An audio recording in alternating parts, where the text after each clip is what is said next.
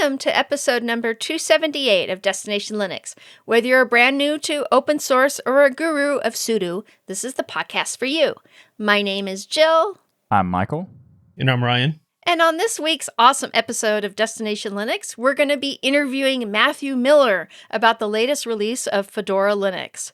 Plus, we have our tips, tricks, and software picks. All this and more coming up right now on Destination Linux to keep those penguins marching.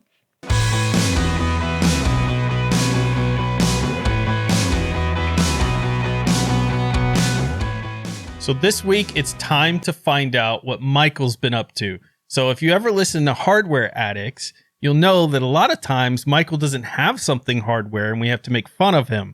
But since this is Linux related, Michael certainly has something because he's always Linuxing. So what have you been up to this week, Michael? That's true. I am always Linuxing, and sometimes I have hardware things. It's been I've gotten pretty good at that, having something eventually. A little bit better. Okay, a little bit better. But this week, yes, I have lots of Linux things that I've been doing, and I couldn't decide what I wanted to cover in the show. I had like 3 or 4 things, but then, of course, when we got Mathew Miller to be coming on an interview, I thought, okay, this has to be what we're going to talk about. So this week, I've been playing around with various spins of Fedora 36.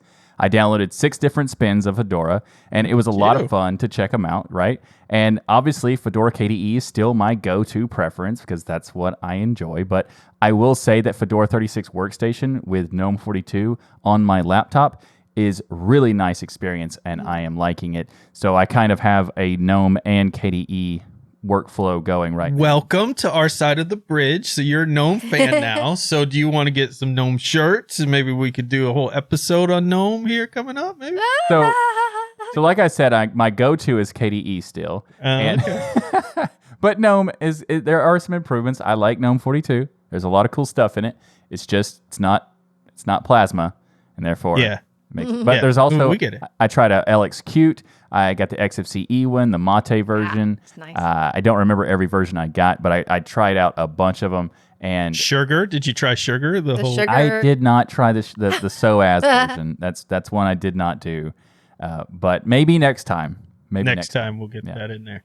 So, but it was pretty cool, and also it made me even more excited for the interview with Mathew Miller that we have later on the show. Well, I also upgraded to Fedora 36 this week, but I just did the traditional GNOME route because that's what I'm running usually. And the installation or the upgrade process was just flawless. And so that's the main thing I want to point out is congratulations to that team because it just went without a hitch. And I hear that over and over and over again from the community and even forums and stuff of people talking about how good the upgrade path has been for this. So they just kind of knocked it out of the park, which is awesome. Yeah. I haven't upgraded my system yet, but I will be doing that soon. I just wanted to play with I didn't have enough time to play with all of these different spins and also upgrade. Do your upgrades. Yeah, I did a clean install as well, and then I did a couple VMs of the spins to check them out. VMs don't count, Jill. You have to do bare metal. VMs do not count. I do bare metal too. Okay, just checking. I did a full install on a Ryzen machine with a GTX 1080 Ti, and it went flawlessly. Perfect. Now that's a good test there. Yes. Well, we've had some technical difficulties that through Michael's magic you probably won't see during the recording of this episode. And our community feedback person also has some technical difficulties that they want our help with. So this feedback comes from David. And if you want to send your own feedback to us, you can go to tuxdigital.com/contact to get in touch with us or join the DLN community forum by going to dlnforum.com. David writes us to say, since you guys do video mastering with audio from separate sources on a regular basis, I'm hoping you can help me with some advice. I'm backing up my personal video collection for playback on Jellyfin server, but I'm having trouble with some files. On certain files, I'm experiencing an audio sync drift, where the audio starts out synced perfectly, but as the video plays, it drifts further out of sync to where after an hour, the video is almost a second ahead of the audio. The only thing my searches have turned up are the one-click Windows apps, but I want to fix it, not let some app try to fix it for me. Do you have any advice? Thanks. So, Michael, you do a lot of this. Jill, you do tons of this. What are some of your thoughts you have when you hear about the experience that David's having. So I've experienced this exact thing myself a couple of years ago with the trying to do certain types of stuff with different devices. So it was because I was trying to use my playback device and it wasn't powerful enough. I was trying to push it too hard. And at the time I was using Kodi on a Raspberry Pi that I had, and it would play some files perfectly and other files, well, not very well at all. After some troubleshooting, I realized that it was the hardware simply couldn't handle what I was trying to give it. And I was using a very old Raspberry Pi, like second generation, I think. And it would give this drift problem with 1080p video, but would work flawlessly with 720p video. Yes, I did say it was a very old Pi, so that's why 1080p was an issue. But I replaced the Pi with something else, and the problem was gone. So the first thing that came to my mind was maybe you have an underpowered device doing the playback, because a lot of people would instantly think maybe it's because the out of sync issue needs to be a transcoding thing. But if it starts off in sync and then slowly drifts over time, it's usually some kind of device or maybe even a connection issue. But the times I've had experience would be a device problem where it just couldn't handle all of the bandwidth. So if, for example, you're trying to play 4K on a device that can't handle it, then that could be a reason why. Yeah. And also, if you're using a slower hard drive, like say if it's a server with the 5400 RPM old HDD, that sometimes can be a little bit too slow for streaming video. And it also depends if you're using LAN versus the internet, because if it's the internet, you have that middleman. And also, like what Michael was saying, you could just have the packet loss over time and low latency due to an intermittent wired network, or you're on Wi-Fi.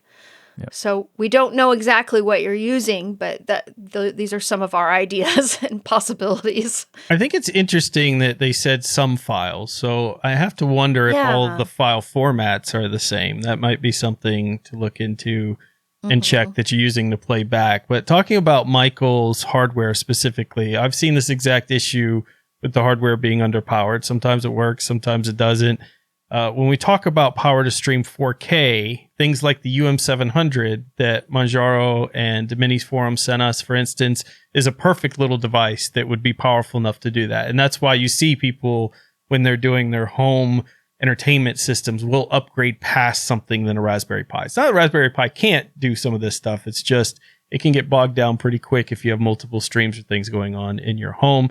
So like the UM700 is a perfect example. Synology NAS, they have the ability, depending on which one you get, to have the power to push 4K audio and stream across. And then, you know, the streaming device that you have that you're receiving, something powerful like an Nvidia Shield or those things. Or you could just build your own powerful machine with a good integrated GPU or a dedicated GPU, even better, that will kind of help with the ability to stream 4K reliably and multiple streams even going into other areas of your home. So without knowing all the details, that's kind of some of the stuff that we've come up with off the top of our heads. But as usual, post this on the forum. This is a great place where other people have probably set up very similar setups. You could give some idea of what hardware you have. Maybe we could give a more specific answer in the future, or the community can as well. So that's a perfect place for one of the forum questions out there. Yeah, absolutely. And if you're having some drifting issues, you might want to pull into the right lane and turn into DigitalOcean, because actually that's not a very good thing. If you turn into an ocean, that would be a bad map suggestion, like bad navigation. You could be stuck in a tsunami. Yeah, that's not... But checking out DigitalOcean is a great idea. So this episode of Destination Linux is brought to you by DigitalOcean. And cloud computing can be, let's say, complex, but standing up reliable, affordable cloud infrastructure really doesn't have to be. At DigitalOcean, you can enjoy a comprehensive portfolio of compute, storage, database, and networking products that put your cloud infrastructure in capable hands so you and your teams can get back to doing what matters most: building world-changing apps that grow your business. DigitalOcean offers predictable pricing, which is super important. Also, robust product docs and services that developers love. Those robust product docs, they have tons of great tutorials. They have literally tons good. of great tutorials, and they constantly keep them updated. It is super helpful, whether you're in the cloud space or you're just wanting to learn something about how to use your computer. There's sometimes where there's desktop tutorials there as well. Lots of great stuff. And DigitalOcean can help your teams grow from any size. So if you're a team of one person or a team of 1,000 people, you can get started and get growing at DigitalOcean with their simple, powerful cloud computing. And as a listener of the Destination Linux podcast and a member of the Tux Digital community, you can get started for free. Actually, it's better than free because DigitalOcean is going to give you a $100 free credit when you sign up at do.co/tux2022. That's do.co/tux2022. So again, go check out the awesome services that are available at DigitalOcean with their great cloud platform and get that $100 free credit when you go to do.co/tux2022. We want to thank DigitalOcean for sponsoring this episode of Destination Linux. The driving into the ocean would be like an Apple Maps suggestion. Yes. That's a good one. Well, I was laughing in my head because you're like, you said they have tons of tutorials, literally tons. And so I was thinking about literally tons. Like, can you weigh out the digital format of their guides to know that DigitalOcean literally has weight to their data on the internet? A ton is 2,000. So they have over 2,000. So it's literally literal ton. Yeah, exactly. Yeah. So I'm like, I don't know that DigitalOcean's weighed their tutorials. They have a lot of them, but I don't know if it's a ton. Yeah, like they printed out every single tutorial and then put the paper on a scale and tested it to see how much it is. This week, we would like to welcome back Mathew Miller, who is the Fedora project leader and an engineer at Red Hat, back to Destination Linux. Welcome back to the show, Mathew. Thank you. I'm always happy to be here. It is a good time. Awesome. So today we wanted to discuss the latest release of Fedora 36, which contains contributions from thousands of contributors all around the world. So Jill, kick us off with the first question. So Matthew, it's no mystery that Fedora has actually skyrocketed in popularity and that every release keeps getting better and better and better. Can you tell us about the community of contributors and how that's shaped Fedora's awesome growth? Yeah, absolutely. I mean, this really is a community project. It is something where people are coming together to make this thing and working on that. And although Red Hat sponsors Fedora, Red Hat's not the major source of work that goes into the project. It is the open source community and the upstreams, and then all of the volunteers, including a lot of Red Hatters who are both, some are paid to do it, some are doing it because it's part of something they love, work together to make this integration project that brings all this open source together in a polished way to deliver it to users. Community is part of open source and free software overall. There are a lot of different communities and a lot of great communities in the open source free software world. I think Fedora is very special. Not that the other communities aren't great, but we really put a friendship and being a community as something intentional. And so we've got the Fedora foundations that are kind of our values that describe who we are as a project: friends, freedom, features, and first. And we put friends right there as part of it because that is how it all works. It is people who have this common goal and also love to hang out together. I think we're really missing having actual in-person events and getting together physically, but we've had some really great online events. We just finished the release party for Fedora Linux 36, and I've done a lot of online events in the last few years, and usually they are kind of draining. It's like I've doing a bunch of extra like webinars and video calls. And I think I'm not just saying this. I'm obviously very biased, but I believe it's true. I think our events are the opposite. They've been really energizing. We've really had like a lot of interaction in the chat. People are excited. Things are going on. And I think they're some of their best virtual events. And it's because, people are coming together and experiencing that friendship that is Fedora. I love the fact that Fedora has the social hour stuff, where you can just come and hang out with people who work on Fedora or just in the Fedora community. And I think that's like every week or kind of. Yeah, we do that every Thursday. We alternate between an earlier in the day and a later in the day to accommodate time zones because we do have people from all around the world. Sometimes it just ends up being a few people, and sometimes we've had, like 20. And yeah, it's just kind of a hangout. For a while, we had a no talking about Fedora rule just because it was meant to be all just social, especially at the beginning of COVID lockdowns and things. But we've loosened that up, so we actually end up talking about Fedora a lot. But yeah, that's open to everybody, even from really deeply involved long-term contributors to someone who's just kind of new and curious. Even you don't need to be even really a current contributor. Just come show up and hang out. Yeah, that's cool. I think the point you made about these webinars and these conferences, they kind of got dull after a while, and they kind of become too, like, I don't know, cookie cutter and that sort of stuff. So they all feel like they're, like you said, they were draining. And the release parties, the ones I've been able to go to, have always been really fun because there's like special events and games that are being done to, like trivia about Linux, or, just having random games that they created like on the fly there. So like that's a really cool approach to doing it, because I mean, it, like the release parties I've sometimes gone to are just people hanging out and chatting, which is cool, but also to have that element of just, let's play some games. It's really fun. Yeah, and Marie Norden, who's one of my co-conspirators, she's the FCAKE, that's Fedora Community Action and Impact Coordinator. It's so she's responsible for community health in a way. So a community support person is how she described it herself. So she likes fun. So she kind of brought that to those things. I think that's Nice. been great. And the Fedora Nest event over the lockdown was so nice. It was the best Linux event, I thought, online. I'm glad to hear that. And we've got another one coming up in August. I should plug the exact dates, but beginning of August sometime. Yes. And yeah, I was really, really hoping we would be able to finally do that in person, but it doesn't look like it's possible. I think we probably could have done a US only event, but to me, that's not what Fedora.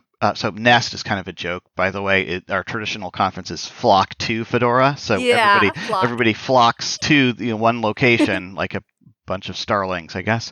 And then we all get together from all around the world. So Nest is a stay in your nest and we'll communicate.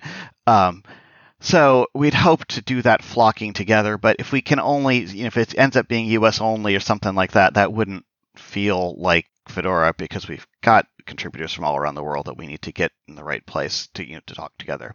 But we are doing a thing called Hatch, again keeping the little bird puns going here, where we're doing some local meetups the month before, kind of leading into Nest this year. So there are various Hatch events that are going to be happening around the world where people can actually, assuming things are going well pandemic-wise, get together and hang out in person, see each other. Kind of like birds of a feather. Exactly.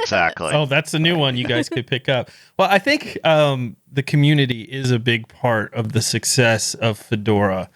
And I really appreciate you kind of breaking down some of that stuff that you guys have done to create that community. And this is not to say other versions of Fedora were not fantastic. However, we've had so many comments and noticed it ourselves that Fedora version 33, 34 just became too good for people to not run it. It just really exploded the popularity. In fact, with 34, you tweeted, the beta for Fedora 34 was one of the most popular ever, with twice as many systems showing up in my stats as typical.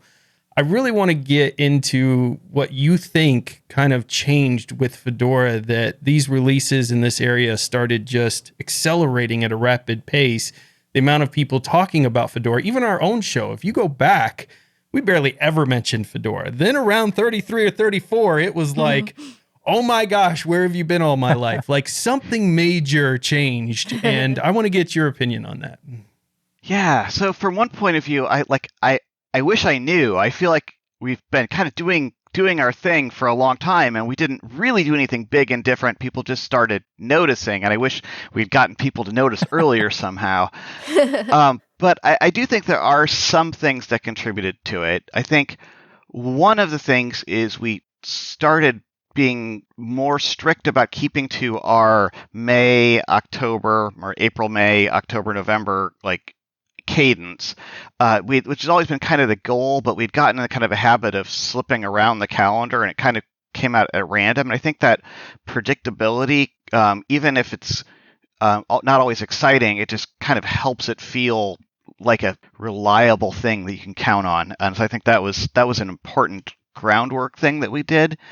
And then I think that, again, to the community thing, there was a lot of community-led innovation that sort of happened. Like, Btrfs was a big thing. And I think, honestly, personally, I don't find file systems very exciting. I think most end users don't find file systems very exciting, but just that, like, community-led change to something that is new and different. People were like, hey, what's going on over here? And kind of started paying attention there. Some other things like Pipewire, I think that was, Christian, who works on desktop team, makes the point that, hey, if you do things that are important to, YouTube streamers and video streamers, suddenly they start talking about the things you're doing. So that was a good move. But I think it's also a good technical improvement, and it's kind of a leading the way kind of thing. So I think those things helped.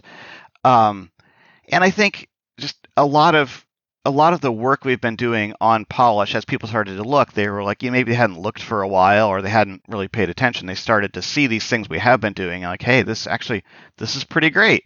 As somebody from the outside perspective, not working on it like you all are, but from my perspective, a couple of things happened.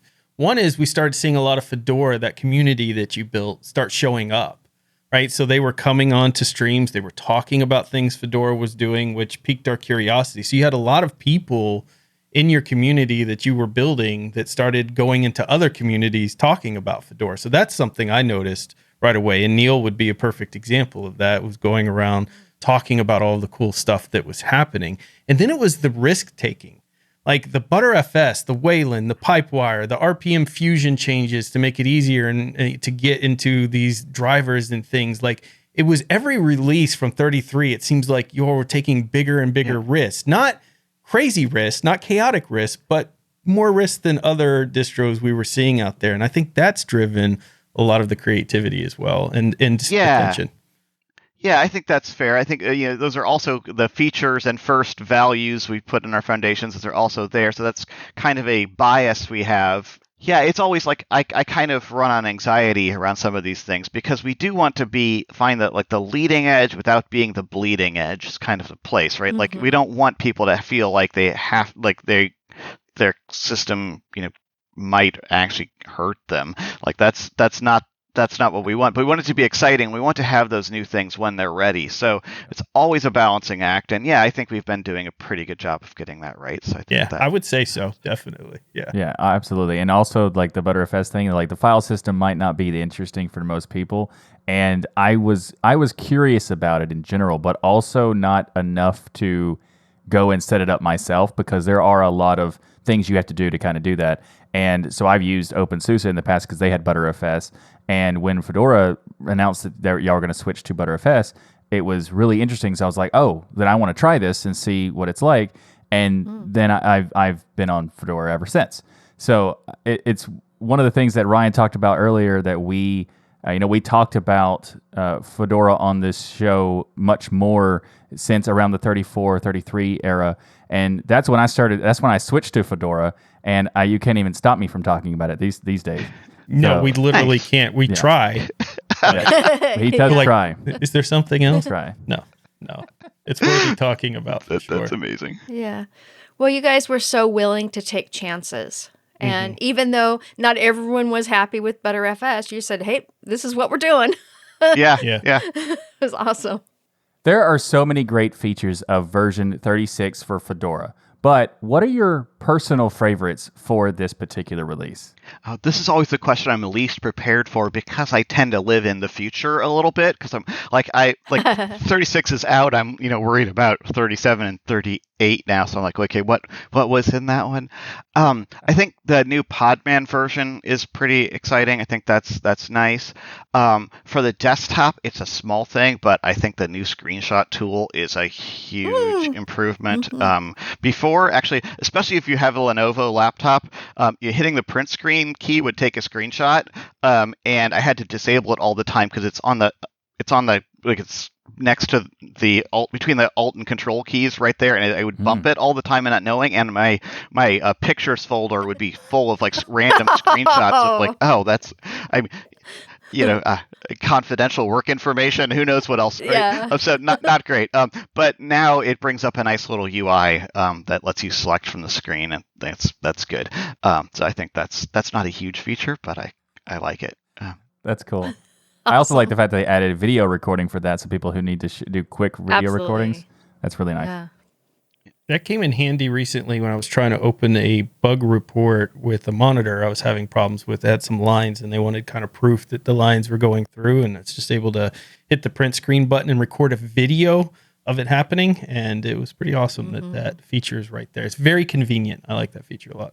Yeah, and I think they're gonna be working on some things that let you do annotations and draw the red lines around here's the problem and things like that. And actually, it would be kind of cool if we had a way to just make it easily submit something to Ask Fedora with your screenshot and be like, here's my problem. That's something to think about. Oh, that would be That's awesome. a good idea. Yeah. I do like it when people actually type out their problems because videos aren't very searchable, but it's also really nice to be able to see what's going on. I think simple bug reporting, more simplistic bug reporting without losing the details needed to make it useful is something that all distros kind of need to think about. We talked about that, and what makes the perfect beginner distro was the bug reporting thing. So I really like that idea where you're going there. That could be something simple that everybody understands no matter what OS you're coming from.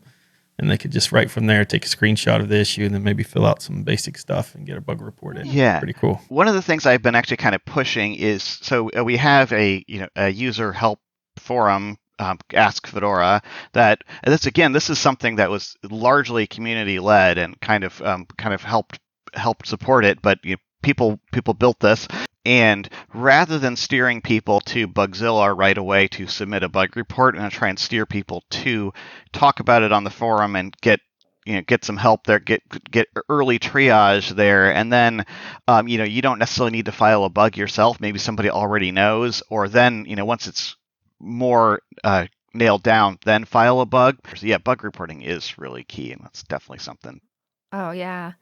And earlier, Matthew, you actually mentioned Podman as being something that you're really excited about in this release. And so for those who have only used Docker, what are some of the advantages Podman offers? So yeah, I think the key thing is that it runs rootless very easily and doesn't have a daemon. So Docker traditionally, a server process starts off and then your client talks to that. And Podman just has a command line architecture that is simple.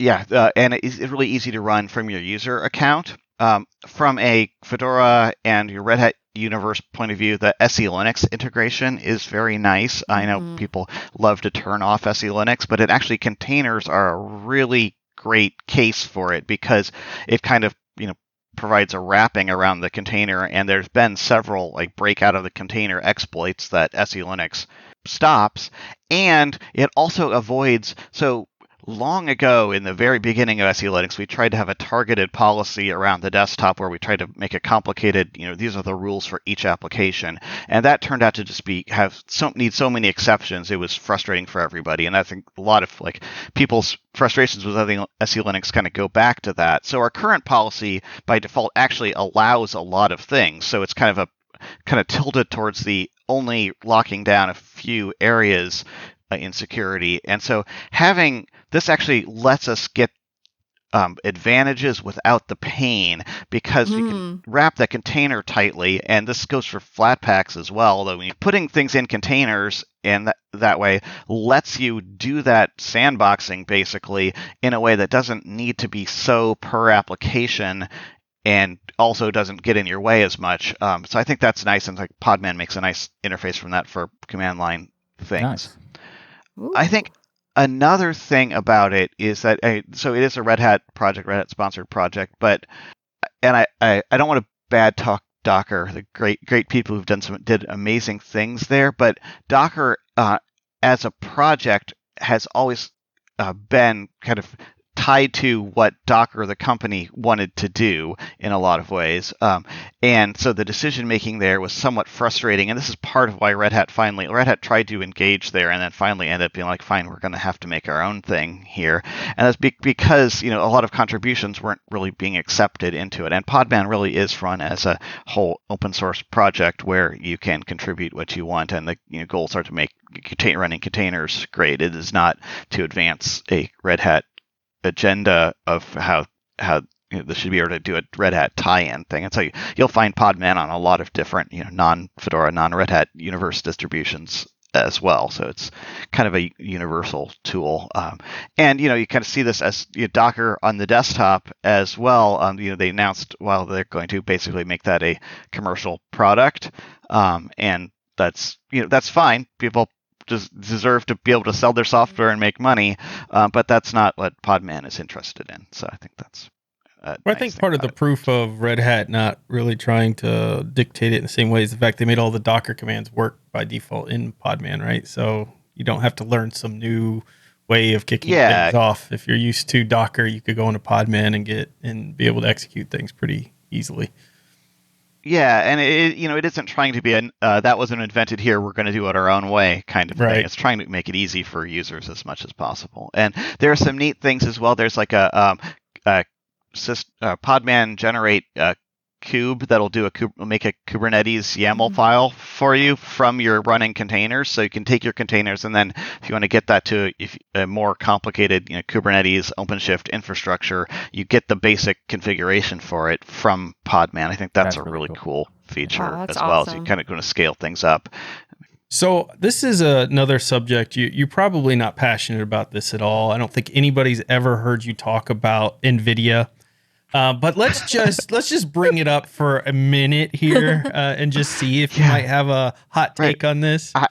I like to pretend that my rant was like that's what did it, but it's been in the works for a while. So I think the timing was just nice on that. But yeah, so Nvidia has decided that they are going to make an open source kernel driver and stop doing their weird out of tree separate thing.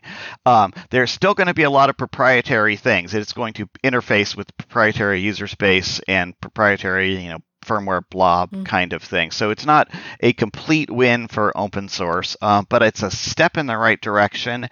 And I really appreciate and commend NVIDIA for taking that scary step and doing the work to do it. It is going to make things a lot less painful for Linux users in general, for Fedora as a project, because we won't have to do things so weirdly and make exceptions. And it's a really good thing. I think it'll also show a lot of other companies that that model is not the right way to do it. You need to make open source drivers and actually have it work, because that's what people are wanting. And I know this although I like to think it's my rant, but really this came from customers who were like, this is painful, NVIDIA, you need to actually do this the open source way, because that makes things easy for us. It's what we need. So it really came from customer demand. And so, again, keep bugging people who aren't doing things open source, because it adds up and it works. Yeah. Well, NVIDIA said there were two big things that made them change. One was Linus's middle finger, and the second was Mathew Miller's rant. So yes, absolutely. That's what we heard. Yeah, those are the two things. Yeah. Well, that's. You actually made the decision in this version to make Wayland the default for NVIDIA. So Mathew, why did you decide to make that change, and what kind of experience should NVIDIA users expect? Hopefully seamless. I think that, and I don't know the deep details of this particular thing, so it's probably someone from the graphics team or graphics is probably the better to talk about it. But we want Wayland for everything, because it is a lot nicer to develop on. Basically, X as a whole infrastructure is in maintenance mode, and there's not anybody working on it really. So Wayland is the future for everything, and that's one of the things that was really kind of holding things back, is to try and offer a X-based desktop just because you happen to have NVIDIA hardware is kind of miserable. So moving everything to be the same Wayland-based thing is better. Yeah, I've been running it just fine. I have one of the first systems I installed Fedora 36 on was a Ryzen system with a GTX 1080 Ti, and it's been running very well. And I've been gaming on it and doing show notes and whatnot, and it's been running very smooth. I'm glad to hear it. Yeah, that's... It's getting closer each time. You know, when Fedora made the decision to do Pipewire, it was like, okay, we're doing Pipewire, and then for every user, it was like, people still don't even know they're on Pipewire. They don't even realize they're. It was so seamless, the move, that people didn't even notice anything for 99.9% of everyone doing stuff. I think Wayland is, you know, yeah. I notice it after about a couple hours. Like I'll be in Wayland, I'll be using it, everything's great, and this is with AMD stuff. And then all of a sudden, I'll go to game or something, and I'll get a weird experience trying to capture the game while I'm playing it in OBS or not. It's not an everyday use case, and not everybody's streaming everything they're doing. But then that's when I'm like, I bet I'm in Wayland, and then I'll go and like, oh yeah, I'm in Wayland, and stuff like that. So it pops up. It's not as seamless as Pipewire. Yeah, that's the balance of, the leading edge thing and trying to figure out where that is. And there's some of these technologies, there's a point where you have to commit to it because otherwise 95% of people aren't using it and you're not able to find out what the problems are because the people who are using it, aren't representative. So we kind of have to do it at some point. I think maybe we were a little too early with Wayland, but it's worked out. And there still are some things that are painful. The screen sharing is hard, and that's actually fundamentally difficult because one of the things with X is basically everything can see everything else. So it is really easy to make malware that can do key logging or see, record what's going on in your other windows and so on. So Wayland does not give Windows those permissions to talk. Applications can't just see what's going on in every other application. You've got to actually talk, through the system and talk to the desktop environment basically to get that access. And so that's definitely better, and especially as we get to running things in Flatpak, X is a gigantic escape the container path. Yeah. And so it's important to get there, but that screen sharing is also a pain. And also, like the copy paste is just like, I don't know, 95% the way I want it to be. It's a little that's still some pain around that, but that's gotten better and better as well. I did want to ask you a question regarding the NVIDIA thing, and you touched on this a little bit, but I see the community's really unclear about this. So I was hoping maybe you could help simplify it for us, because I think a lot of the community thinks now all the NVIDIA stuff that we need to be able to do all the work you want to do on NVIDIA from a desktop user standpoint is now ready to go if you have one of the generations that are supported here. But really, this initial release from NVIDIA is more server-centric than it is desktop-centric. And we can use some of those pieces, I think, but not all of it. Can you clarify that a little bit? As I understand it, the initial release basically has support to power the card, but doesn't actually have anything to put stuff on a display. And that's because, the main use of graphics, it's probably, crypto mining is probably the main use of graphics cards, which is tragic for everybody in lots of ways. But the main legitimate use of graphics cards, graphics. It turns out that there are a lot of data processing problems, including AI, which as our computers are trying to take over the world, they're gonna need the computing power to do it. Like that, the things that graphics cards are good at, which is a lot of tiny operations in massive parallel, things with a little kernel of code that runs something 2,000 times very quickly. Like that turns out to be great for a lot of problems, and so people started using video cards to do these computations, first as kind of a hack, and then part of NVIDIA's huge success is they were really quick to be like, aha, this is going to be a thing, and they started making products around this.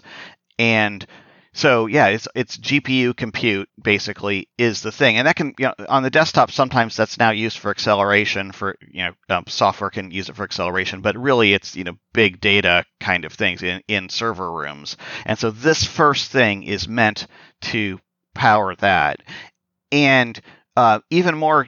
It's kind of a release early, hopefully release often kind of thing, because this also is not something that is going to go into the mainline kernel as it is, because it is very much an open sourcing of how Nvidia does things and not how the Linux kernel people like to do things. So this as it is will not be able to go upstream into the kernel, and so it's going to need to be something, either things from it go into Nouveau, but probably more likely a new driver that is kind of based on what Nvidia needs, because they also, as I understand it, want to keep in sync with their Windows driver. They don't want to have a completely separate Linux driver that is, they don't have the resource. They probably do. They're fabulously wealthy, but they, as a company, resources are always, you want to allocate efficiently, and so they don't want to have a entirely separate dedicated Linux driver team. And so that's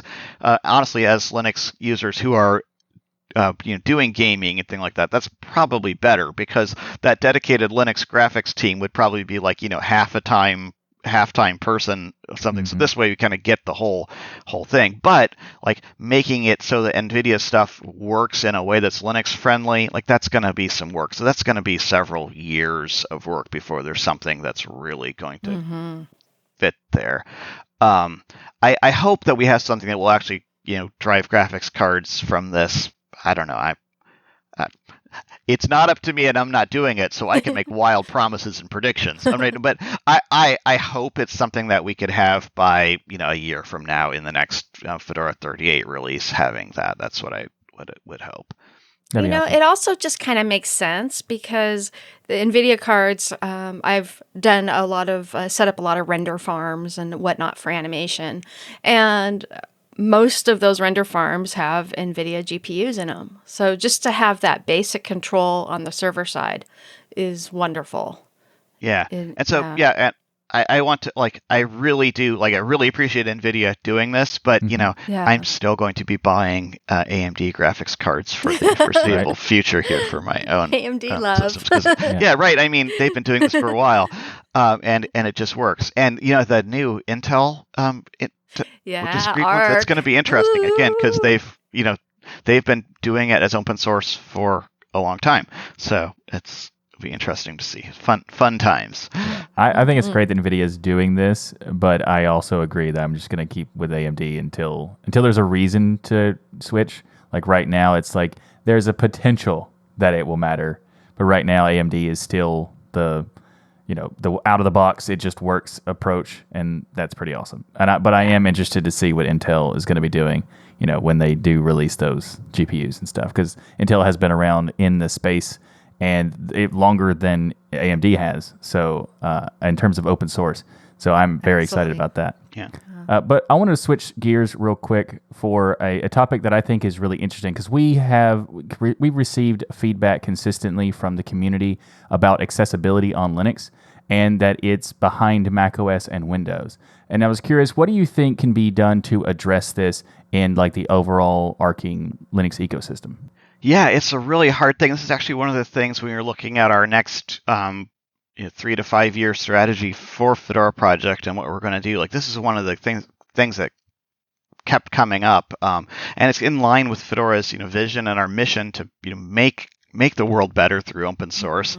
And we want it needs to be for everybody, and that includes making it more accessible. And I think there's some irony, I guess, because back when Linux was not very when Linux was hard to use in general and things were very text-based, for some subset of accessibility, it was actually pretty awesome, because you could do your email with the Braille terminal in a way that would be harder in a graphical program and some of those things, because there are currently maintained pretty great text-based things. But as Linux as desktop has gotten more graphical, and I think as everything has become more web-based rather than application-based, and there's so much more bandwidth, and so streaming and all those things have been a challenge, for accessibility, and Linux just hasn't kept up, and it is especially hard because this is a place where Apple is in the sweet spot because they can control everything in the very Apple way, right? So they can really make that nice, and they can tell the developers, you will make your application like this, and the developers jump. And with open source world, we've got so many different people doing their own thing, and people who are doing their own software don't individually.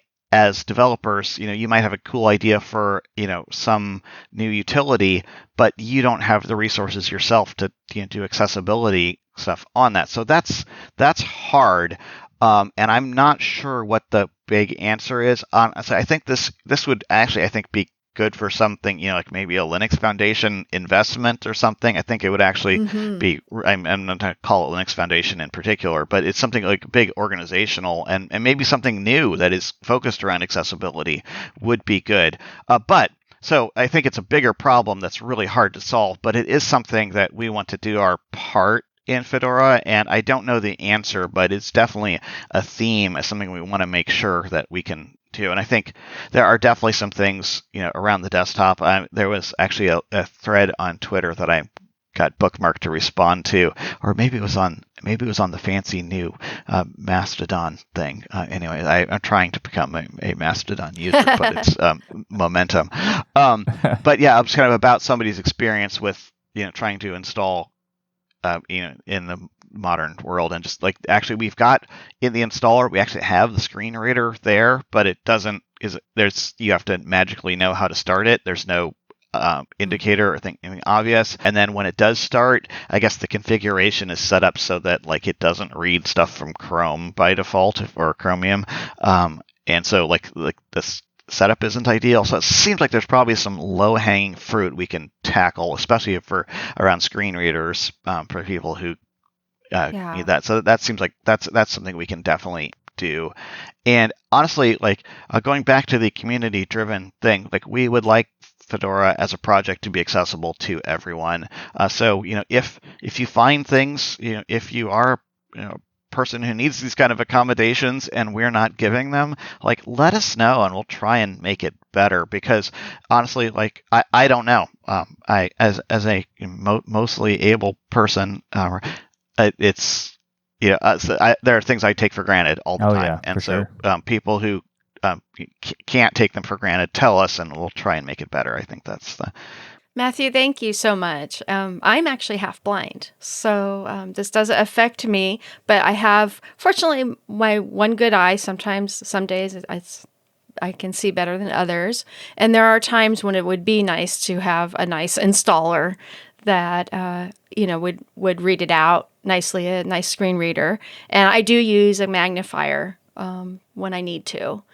But it's really nice to hear that you are going to focus on some accessibility and making that better.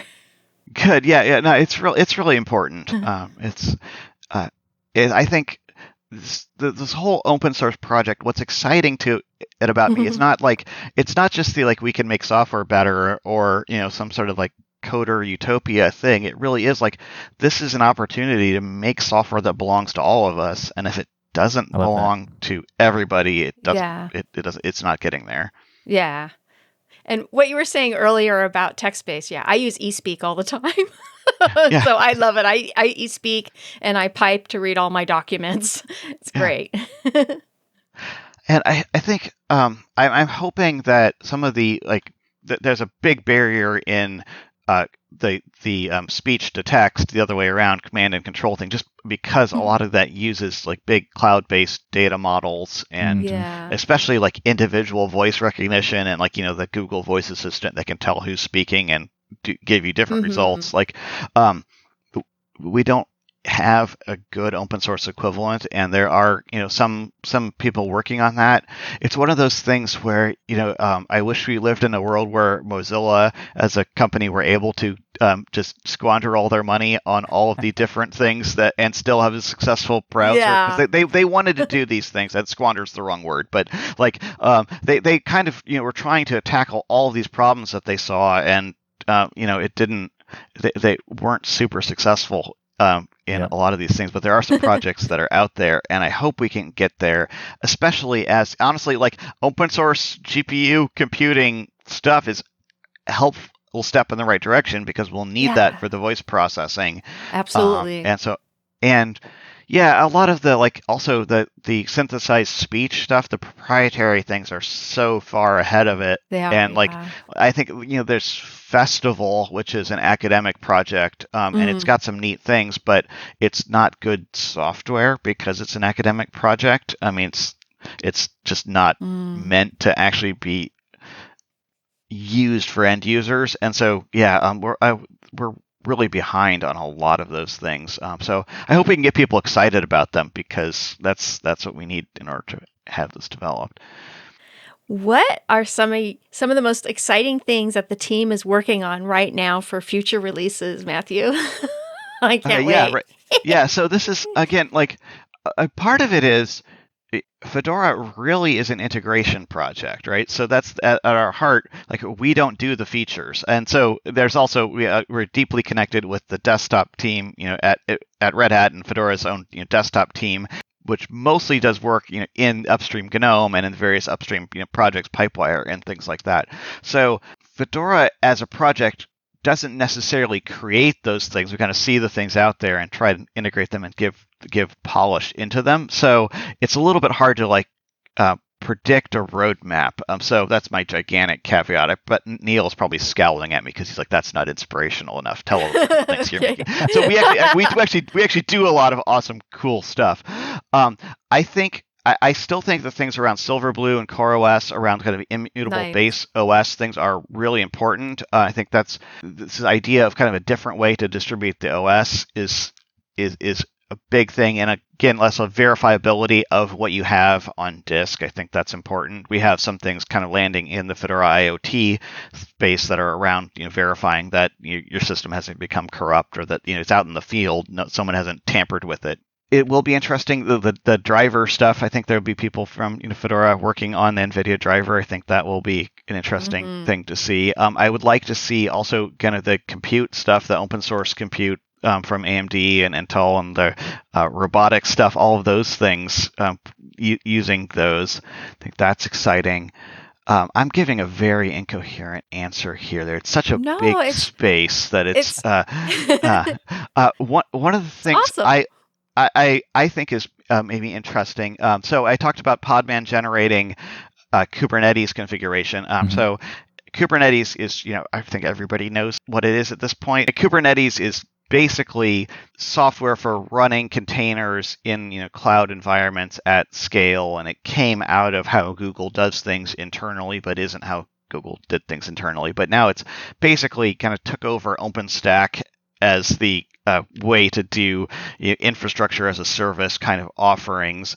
It's also fabulously complex. I think it's maybe not as hard as OpenStack in some ways, but it is an enormous project. All the cloud native things around that are really complicated. So if you're going to set up I know people who have it set up as a home lab kind of thing to play with, but that's a lot for the sake of doing it. And so it's pretty complicated. So if you're this is a long answer that I'm getting to a point here. If you're wanting to run a system made out of running different containers on a local system, like for example in my house here, I am running Home Assistant, running on a Fedora base, of course, to do automate the lights and drive my family crazy by having light switches which are gone from 100% reliable to like 95% reliable.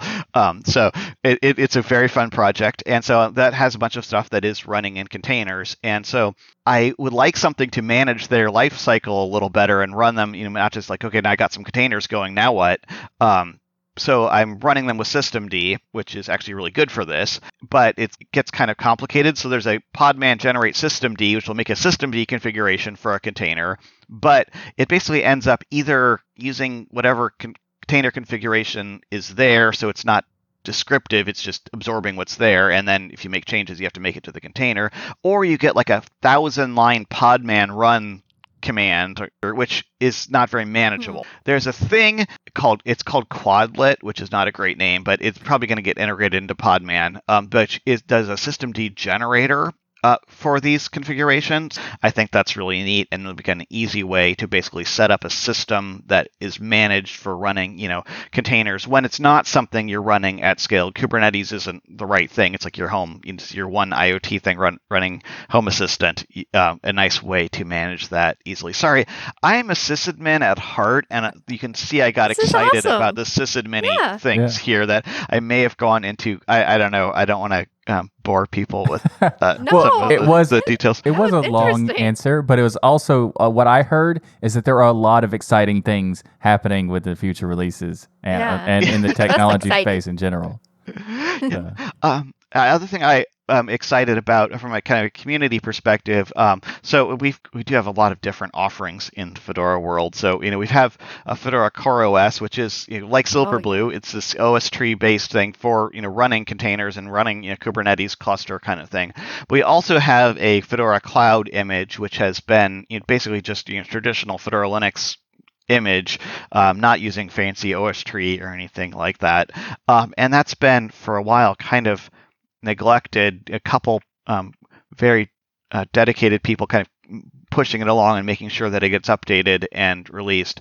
And so we now have a new group of people around that have kind of reinvigorated the working group around that edition. And it's going to be kind of put more primary. And I think that's big because as the desktop popularity has grown a lot in the last few releases, like we were talking about, but actually cloud usage is also going like this.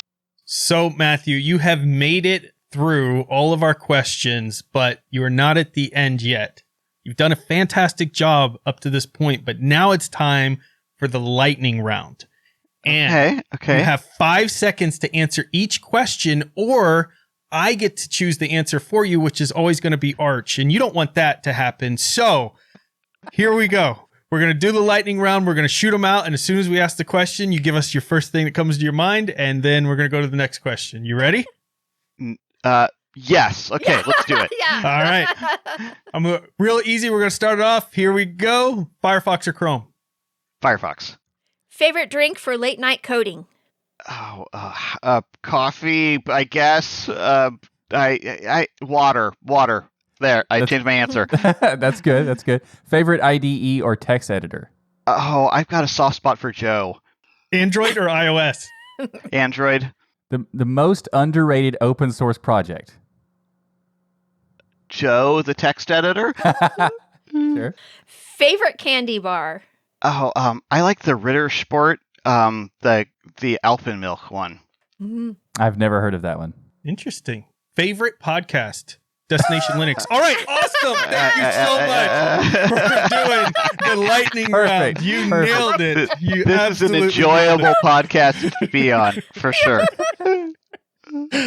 Well, Mathew, congratulations. You survived the gauntlet of the lightning round questions. You nailed it. Thank you so much, truly, for coming on the show and talking with us about all the amazing work. You, all the folks at Fedora, the folks from Red Hat and Fedora that contribute, and the entire community, because I know I could see in the release notes in the Fedora magazine publication how important the community is to you all. And I think there is no doubt that that's why Fedora has just absolutely exploded in popularity, because of the awesome community that you all have created. Thank you for delivering such an awesome experience to the open source community. We really appreciate it.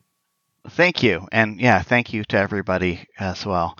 And thank you for having me here. It's been really a fun time. Nice. It's been awesome to have you. And also, real quick, Mathew, I'm gonna need that name of that candy bar in Matrix. So just let me. I just want to let you know before we end the interview. Are you familiar with Ritter Sport in general? Never heard of it. Yes. Yes, I've heard of Ritter Sport. Yes. In German, the slogan for it is "Square, practical, good," which I think is probably the most German way to describe a candy bar you'll ever find. But yeah, and they've got a lot of different kinds, but I think the milk chocolate one is my favorite. Okay, I'm going to have to Yummy. try this for sure then. I like the Awesome. white chocolate.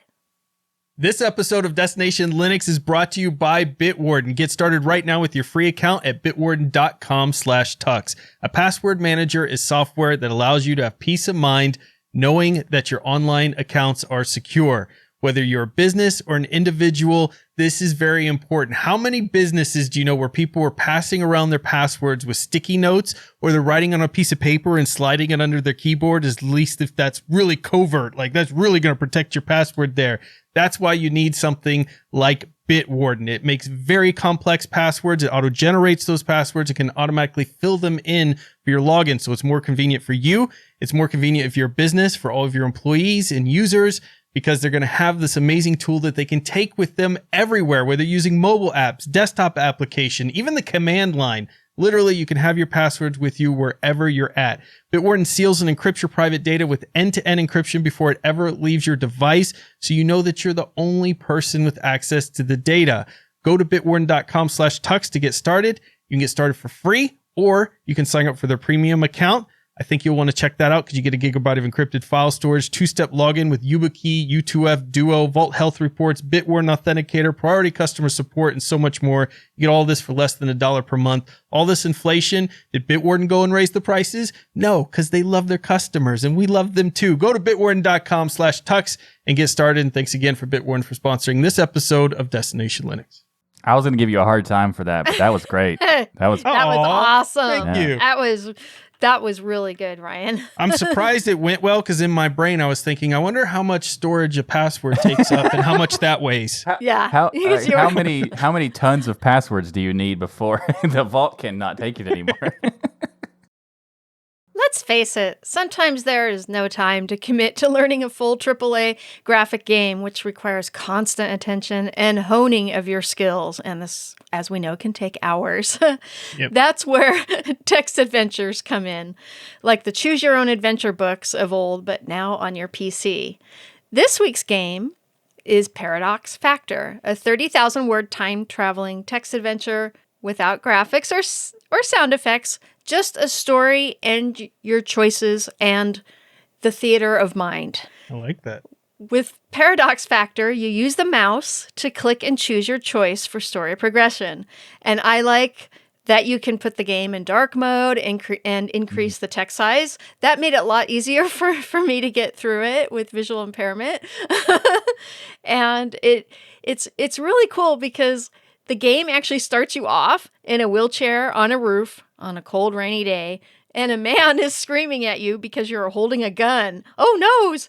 That's not something that I would ever normally be doing. I love it. Jill plays these games that have like violence or crazy things in them, and it surprises me that she can even get through any of them. Is nice and kind, and like she breathes like unicorns and rainbows. So reading this stuff must be shocking for you, Jill. But Yeah. I love these type of games. These text-based adventures. I was a huge Choose Your Own Adventure fan. Like that was my jam. Those books as a kid. And I would cheat all the time. I'm going to tell you all now, I feel like it's been 25, 30 years since I cheated in a lot of those those adventure books. What's Yeah. the phrase about like the statute of limitations is passed? So you're The statute of limitations is passed.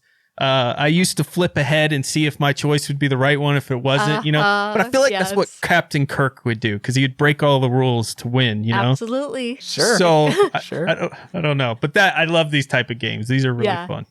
Yeah, me too. I used to actually have fun playing Zork on my Apple II and my Commodore 64 back in the day.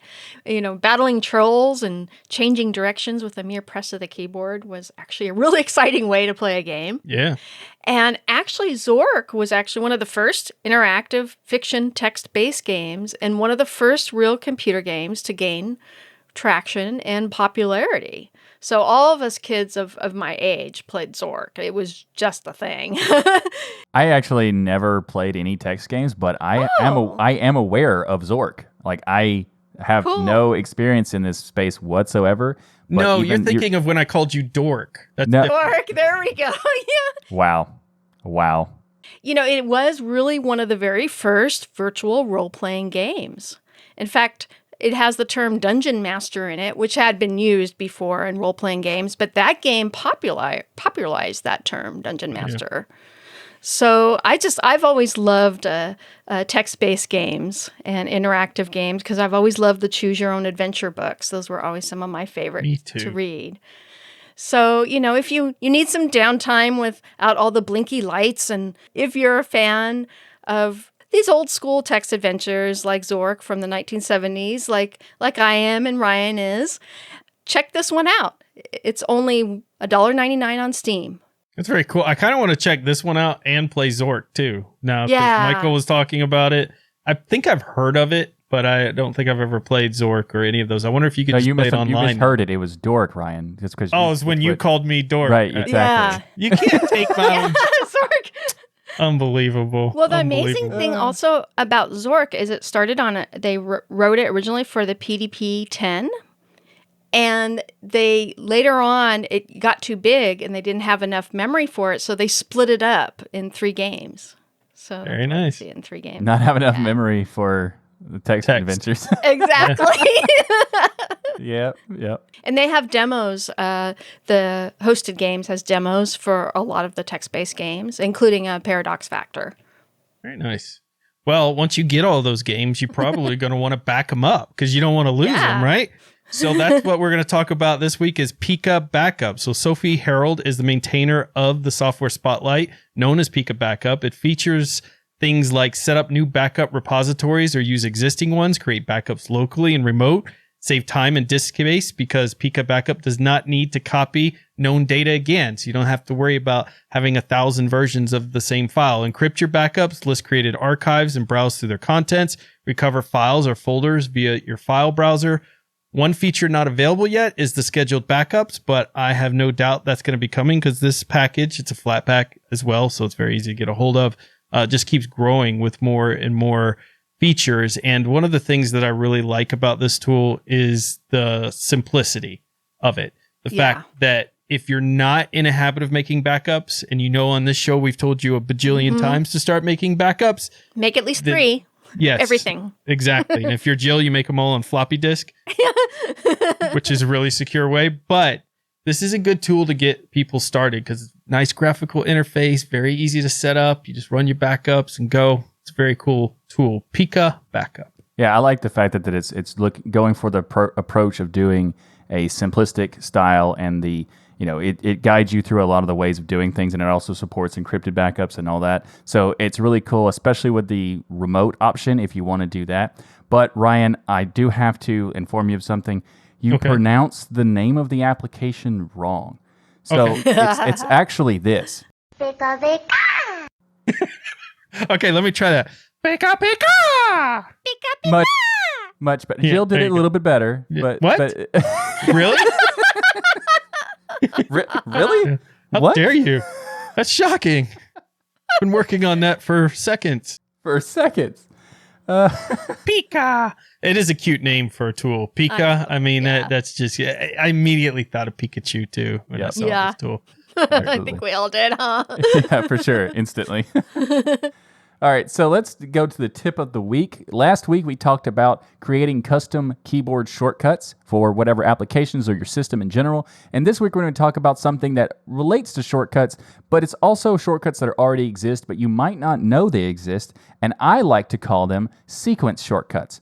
That's not what they're typically referred to as, because what they're typically referred to as makes no sense. They're typically called mnemonic shortcuts. But what it does is essentially, let's say you have an application that has a file edit and help menu or something like that at the top of it. Like all applications have these kinds of menus or have a functionality to support these kinds of menus. So you would do Alt-F to go to the file menu, or you go to Alt-E to go to the edit menu. And typically, let's say, for example, you want to edit something in Kdenlive or Inkscape, you can hit Alt-E and then another character right after that in a sequence That's why I call it sequence shortcuts, so that you can do all sorts of stuff. And every submenu allows you to go to another tool. So you could have combinations of even like 6 or 7 different layers of these shortcuts to accomplish something. And while that might sound like it's a lot to do, once you get used to doing sequence shortcuts, you will love them because they allow you to do a faster approach depending on the kind of thing. So for example, for those who use something like Photoshop or Inkscape that have tons of tools and plugins, this is a really good thing because you can have all these different shortcuts attached to so many different features without having to have these special, key combination shortcuts, because there's only so many you can really do. And this way you can have a lot more. And the way to find them is that they are all there by default and they tell you, but you have to know what to look for. So when you do Alt-E, you can actually hold down Alt and you will see that these letters are underlined. The underlined letter is the letter you do in the sequence that you want to activate this feature. So that is a really practical solution for shortcuts that I use all the time, and they're available in most applications. So if you've never used them before, I think you'll enjoy using them once you start doing so.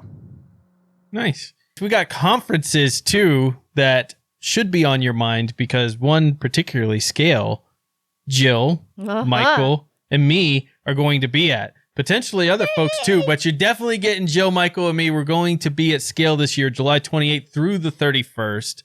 We're going to be hanging out with Jill. She's going to be taking us around the conference. It's going to be so much fun. You're going to be able to find Jill with the penguin hat.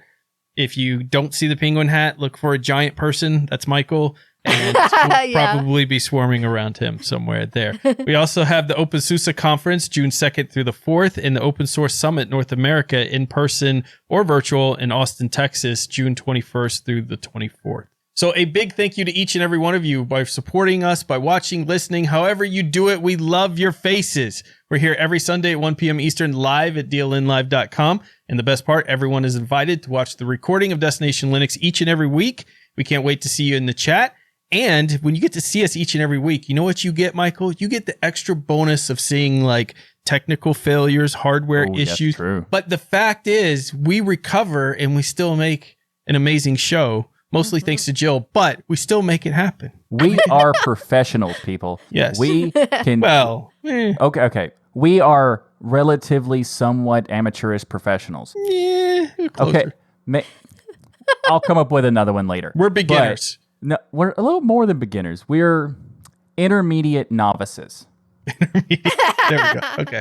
Can we make that in a shirt? Sure. I listen to Destination Linux for their intermediate novice. Gosh. Yeah. You know what? We are all such zorks. We're a bunch of zorks. Absolutely, Ryan. Such a bunch of zorks.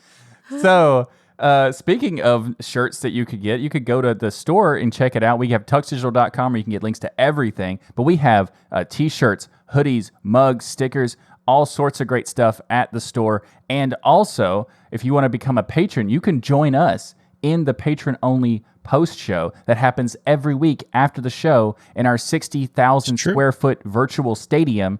And this is something you can do by going to tuxdigital.com/contribute. You can also sign up to be a patron of other shows there. But if you want to be joining us in the patron-only post show, check out the patrons for Destination Linux. There's a lot of great stuff. You even get unedited versions of the show and so many other great perks. And sign me up. That sounds amazing. So many great perks. You can also get to join us after the show when we're done with all the technical difficulties and we're much more relaxed. Yeah. Sure. Yeah, and make sure to check out all the amazing shows here on the textdigital.com. We have the Pseudo Show, This Week in Linux, the DOS Geek Channel, Linux Out Loud, Hardware Addicts Game Sphere, and Linux Saloon. And everyone head to textdigital.com and subscribe to all these great shows. And don't forget to leave a thumbs up, a rating on your favorite app so others can discover the power of open source and keep those penguins marching in the full Monty of Linux and open source awesome sauce. And everybody, have an absolutely wonderful week. And remember that the journey itself is just as important as the destination. Later, Zorks. And we love you. Later, Zorks. Later, Zorks. I like that. See you next week, everybody. Later, Sorks. Oh my goodness.